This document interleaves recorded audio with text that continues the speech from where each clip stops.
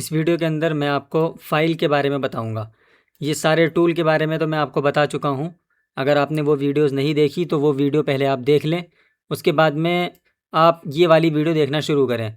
तो आज हम बात करेंगे फ़ाइल के बारे में, बाकी हर वीडियो में अलग अलग चीज़ों के बारे में हम बात करेंगे। फ़ाइल में सबसे पहला ऑप्शन आता है न्यू। अगर आप कीबोर्ड से कंट्रोल एन दबाएंगे तब भी ये डायलॉग बॉक्स ओपन हो जाएगा, यानी एक बॉक्स ओपन होगा। तो इसके अंदर सबसे पहले यहाँ जो भी फाइल आप खोलते हैं उसका आप यहाँ पर कोई भी नाम रख सकते हैं। जैसे कि मैं यहाँ नाम रख देता हूँ न्यू फाइल, ठीक है। ये प्रैक्टिस फाइल, ठीक है, प्रैक्टिस फाइल। यहाँ तो आप फाइल का नाम रख सकते हैं। उसके बाद में यहाँ ये दूसरा ऑप्शन है, यहाँ आप जो प्रीसेट रहते हैं उनका साइज़ आप यहाँ पर अपने हिसाब से कर सकते हैं। जैसा कि अगर हमें थंबनेल बनाना हो तो 1920 1080 HDTV का, या थंबनेल का यूट्यूब का जो थंबनेल है उसका, इसी तरह ये भी यूट्यूब के थंबनेल के लिए साइज़ होता है। तो यहाँ पर हम ये सिलेक्ट कर लेते हैं, ठीक है। उसके बाद में यहाँ पर नंबर आता है लंबाई और चौड़ाई, विड्थ, चौड़ाई, हाइट, लंबाई। तो लंबाई में यहाँ आमतौर पर ज़्यादातर पिक्सल्स ही रखते हैं, लेकिन अगर आपसे कोई फिट में बैनर बनवाने आ जाए तो फिर क्या करेंगे, क्योंकि इसके अंदर फिट का ऑप्शन तो होता नहीं, तो फिर कैसे करेंगे। इसमें इंचेस, सेंटीमीटर ये सब होते हैं, तो इसमें तो नहीं होता है फिट का ऑप्शन, तो फिर कैसे करेंगे। तो उसका सीधा सा सिंपल सा फंडा ये है, जो पिक्सल्स है इसको आप इंचेस में कर दीजिए। अब एक फिट में कितने इंच होते हैं वो आपको देखने होंगे। जैसे मान लीजिए कोई 5 फिट का आपसे बैनर बनवाने आ गया, तो एक फिट में कितने इंच होते हैं, 12 इंच होते हैं। तो 5 फुट में कितने इंच हो गए, 12 पंजे 60 इंच होते हैं। तो यहाँ पर आप 60 डाल दीजिए, ठीक है। तो 60 इंच यानी 5 फुट, 5 फुट इसकी चौड़ाई हो गई। और लंबाई कितनी रखनी है तो वो भी आप यहाँ से इंचिस करके यहाँ पर रख सकते हैं। जैसे मान लीजिएगा यहाँ आपको लंबाई रखनी है 10 फुट, ठीक है। यहाँ पर चौड़ाई कितनी थी, 5 फुट, तो 5 फुट में 60 इंच होते हैं, तो यहाँ आपने 60 रख दिया। और लंबाई आपको रखनी है 10 फुट, तो 10 फुट में कितने इंचेस होते हैं, 120, इसका डबल कर दो, तो यहाँ 120 कर देते हैं हम। तो ये देखें, ये आपका साइज़ हो गया। तो इस तरह यहाँ पर आप अपना साइज़ मुतय्यन कर सकते हैं, ठीक है। और उसके बाद में यहाँ पर ये क्या चीज़ है, ये तो आपका साइज़ हो गया। रेजुलेशन, देखें रेजुलेशन का काम यही होता है, अगर आप किसी भी सोशल मीडिया के लिए कोई भी पोस्टर, बैनर, ये सारी चीज़ बना रहे हो तो वहाँ पर आप ये 72 सिलेक्ट करें, ठीक है। और अगर आप प्रिंटिंग के लिए, यानी उस चीज़ को बाहर निकलवाने के लिए कोई चीज़ आप कर रहे हो, यानी आप इसको ऐसे भी समझ सकते हैं कि 8 GB कलर 72 रेजुलेशन में होता है।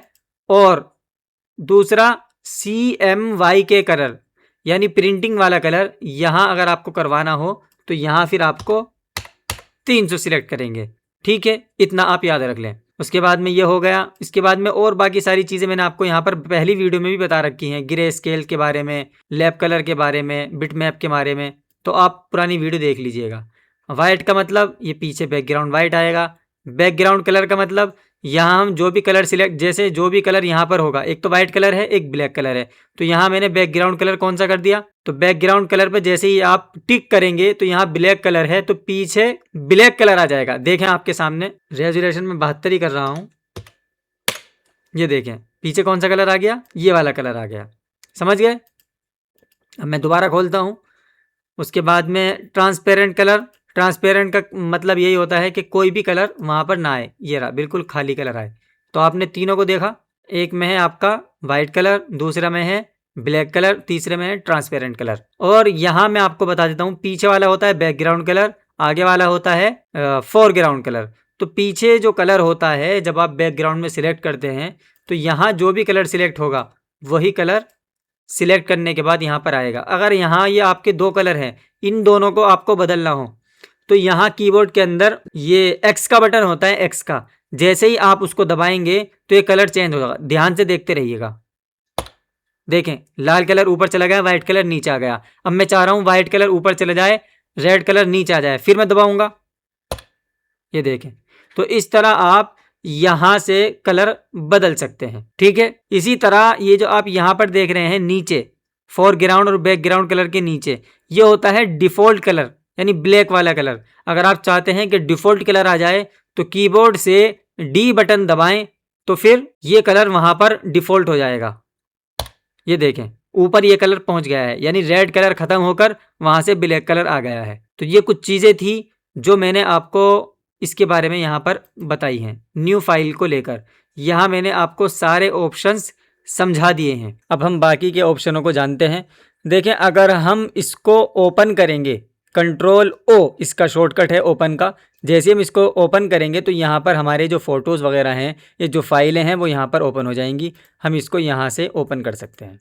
ठीक है, ये फाइल हमारी ओपन हो गई। ब्राउज़ में क्या होता है, इसका शॉर्टकट है शिफ्ट प्लस कंट्रोल ओ। जैसे ही मैं इसको क्लिक करूँगा तो जैसे मैंने कंट्रोल ओ के ज़रिए फ़ाइल ओपन की, वैसे ही हम यहाँ पर इसके ज़रिए फ़ाइल ओपन कर सकते हैं। जहाँ हमारी फ़ाइल है हम वहाँ जाएँ और वहाँ जाने के बाद अपनी फ़ाइल ओपन कर सकते हैं। लेकिन आमतौर पे इसका यूज़ नहीं करते, ज़्यादातर कंट्रोल ओ के ज़रिए ही अपनी फ़ाइल को हम यहाँ पर लेकर आ जाते हैं।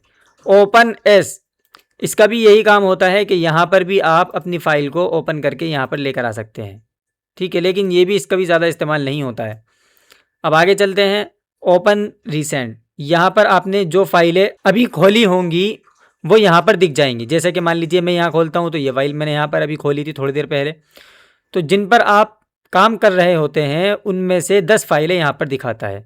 कम ज़्यादा हो सकती हैं, लेकिन ये चूँकि 2007 वर्जन है तो इसमें इतनी फाइलें दिखाता है। क्लोज़, कंट्रोल डब्ल्यू क्लोज़ है, क्लोज़ का ऑप्शन है। जैसे ही मैं इस पर क्लिक करूँगा तो ये फाइल क्लोज़ हो जाएगी। इसी तरह इसके अंदर एक ऑप्शन और होता है F4। जैसे ही आप F4 करेंगे, यानी कंट्रोल F4, एक तो होता है कंट्रोल W, एक होता है कंट्रोल F4। जैसे ही कंट्रोल F4 करूँगा तो ये फाइलें देखें बंद होती जा रही हैं। तो कंट्रोल F4 से फाइलें बंद हो जाती हैं। इसी तरह दूसरा क्या है, कंट्रोल W। सेव के ज़रिए जो भी प्रोजेक्ट, जिस प्रोजेक्ट पर आप काम कर रहे होते हैं, जैसे मान लीजिए इस प्रोजेक्ट पर मैं काम कर रहा हूँ तो यहाँ पर सेव के ज़रिए आप फाइल को सेव कर सकते हैं। कंट्रोल एस के ज़रिए किसी भी प्रोजेक्ट को अलग अंदाज में सेव करना। जैसे मान लीजिए मैं यहाँ से एक फ़ोटो लेकर आ जाता हूँ, ये वाला। ठीक है, समझाने के लिए मैंने ये फ़ोटो लिया है। अगर मैं सेव करूँगा तो ये फ़ोटो ऐसे ही सेव हो जाएगा, और अगर मैं सेव एज करूँगा तो यही फ़ोटो दूसरे अंदाज में सेव हो जाएगा। जैसे मान लीजिए मैं यहाँ पर इस पर कलर करता हूँ ब्रश के ज़रिए, ऐसे मैंने कर दिया। ठीक है, मान लीजिए वैसे ही ये मैंने फ़ोटो को ऐसे ही किया। अगर मैं सेव करूँगा तो ये फ़ोटो जो ओरिजिनल है, ओरिजिनल फ़ोटो ही ऐसे ही सेव हो जाएगा। फिर मैं इस फ़ोटो पर दोबारा वर्क नहीं कर पाऊँगा। लेकिन अगर इसी फ़ोटो को मैं सेव एज करके सेव करूँगा तो ये फ़ोटो जैसे पहले था वैसे भी रहेगा, और ये कलर किया हुआ फ़ोटो जो निशान वाला फ़ोटो है वो भी रहेगा। ठीक है, अब सेव फॉर वेब पर जाते हैं। यहाँ पर भी यही काम कर लेते हैं हम कि आपको अपनी फ़ाइल किस चीज़ में सेव करनी है, JPG में सेव करनी है, PNG में सेव करनी है, वो सारी सेटिंग यहाँ पर होती है। लेकिन इसका भी हम यूज़ नहीं करते, क्योंकि हम यहाँ पर जब सेव का ऑप्शन में जाते हैं, यहाँ पर सेव के ऑप्शन में, तो वहाँ सेव करने के जो ऑप्शन हैं वहाँ खुल जाते हैं। आपको JPG में सेव करना है, PNG में सेव करना है, तो इसलिए हमें इस ऑप्शन की ज़रूरत नहीं पड़ती है। रिवर्ट का मतलब ये होता है, जैसे ये PNG, ये जो फ़ोटो था ये ख़राब हो गया, अब मैं रिवर्ट करूँगा, ये फ़ोटो अपनी असली हालत पर चला जाएगा। ये देखें, ये फ़ोटो अपनी असली हालत पर चला गया। और प्लेस का मतलब भी यही होता है कि यहाँ से आप कोई भी फ़ोटो वगैरह प्लेस कर सकते हैं, लेकर आ सकते हैं। इसके अलावा इंपोर्ट का भी यही ऑप्शन होता है कि इंपोर्ट के ज़रिए आप इसके अंदर फ़ाइल PDF वगैरह जो लेकर आना चाहें लेकर आ सकते हैं। और इसके अलावा अगर आपके इसमें कंप्यूटर में कोई भी स्कैनर वगैरह लगा हुआ हो तो स्कैन करके, जो स्कैनर लगा हुआ होगा इसका नाम यहाँ पर शो होगा, और उसके ज़रिए यहाँ अपनी फ़ाइल को स्कैन वगैरह कर सकते हैं। बाकी जो ऑप्शंस हैं वो ग्राफिक डिज़ाइनर वगैरह के काम में नहीं आते हैं। जो ज़रूरी चीज़ें होती हैं वो आपको बता दी जाती हैं। ऐसा नहीं है कि ये हमारे लिए नहीं है, बल्कि फ़ोटोशॉप में वेब डेवलपर जो होते हैं, वेबसाइट बनाना और जो दीगर चीज़ें होती हैं, दीगर काम करने वाले होते हैं, अलग अलग फील्ड में जो वर्क करते हैं, उनके लिए भी है। तो ग्राफिक डिज़ाइनर जो होते हैं उनके लिए ये ऑप्शन काम में नहीं आते, इसलिए ये ऑप्शन आपको नहीं बताए जा रहे हैं। जो ऑप्शन आपके काम के थे वो आपको बता दिए गए। ठीक है, अगली वीडियो में हम बात करेंगे एडिट के बारे में।